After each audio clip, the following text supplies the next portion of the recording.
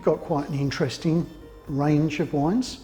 Maybe if you want to just tell us a little bit about some of the wines that you've got there, and they're not all your typical wines that you'd find everywhere. I mean, our focus here for Margaret River, I am a younger generation, next generation winemaker, but we're not trying to reinvent the wheel or do anything new here. We are trying to establish ourselves as a quality Margaret River producer, and what Margaret River does best is Cabernet Sauvignon and Chardonnay, and that's the companies that I work for.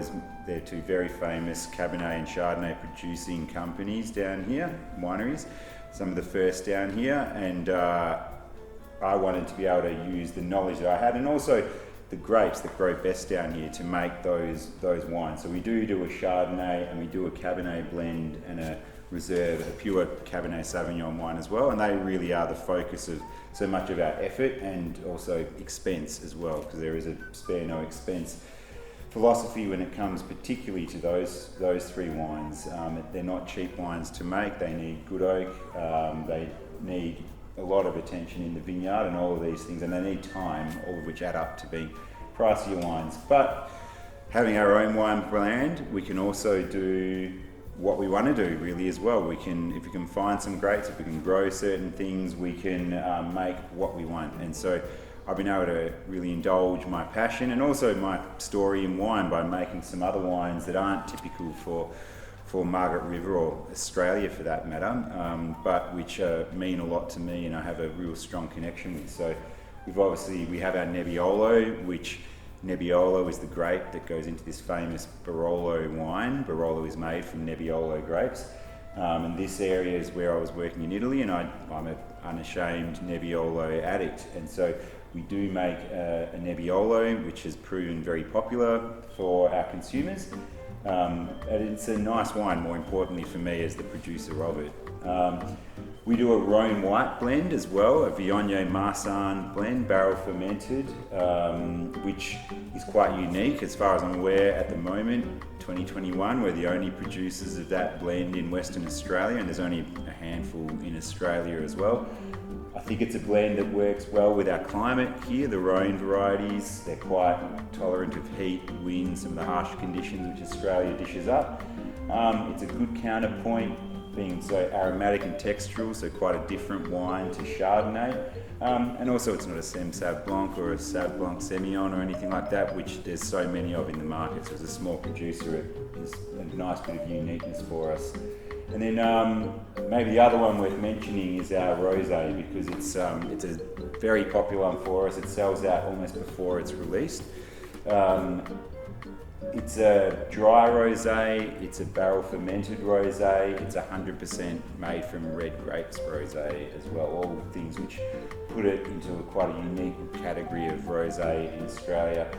We're not trying to make something fruity, lolly water candy kind of stuff. It's quite I don't want to say serious rosé, because rosé is not a serious wine. It should be light and fresh and enjoyable. It's a summer wine, but it is very dry. It is super lean and mineral and refreshing. And where rosé, this again goes back to my philosophy on wine, where rosé was invented in the hot areas of southern Europe and southern France. It's a hot climate, but they're wine drinkers and they had to drink wine, so they made something like super refreshing, and that's what we're trying to deliver in this wine as well, something a little different to maybe the wider rosé market out there. Correct me if I'm wrong, I think your rosé is from Shiraz? Shiraz, yes, 100% Shiraz. Why did you pick Shiraz?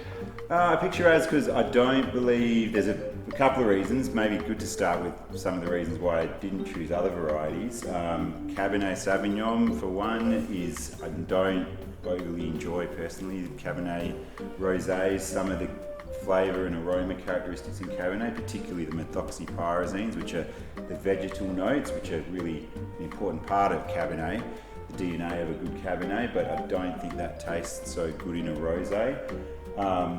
I like the fact that the Shiraz skins, they don't give off, when we pick it's a little bit underripe, because we want that really low alcohol, so low sugar level in the grape and high natural acidity. The skins at that point don't give off a lot of tannins, so that's really nice as well.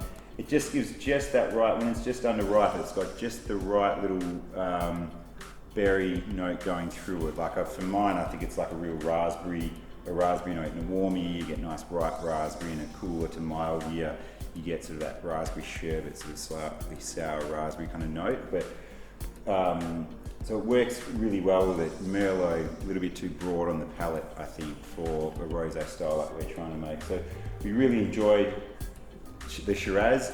It kind of also came about, we weren't making rosé for our first couple of years, but we found a beautiful block owned by a little private landowner. He just had a wonderful little block of Cabernet, which we wanted to take over. He wasn't using the grapes, and we run that whole little block, and he wouldn't let us take just the 10 Cabernet rows. There was 8 Shiraz rows as well. So I was trying to think of what we could do with it, because we really wanted this wonderful Cabernet, and the Rosé was a great home for those grapes as well. So it worked really well. It gives us access to more great Cabernet by making a really nice Rosé.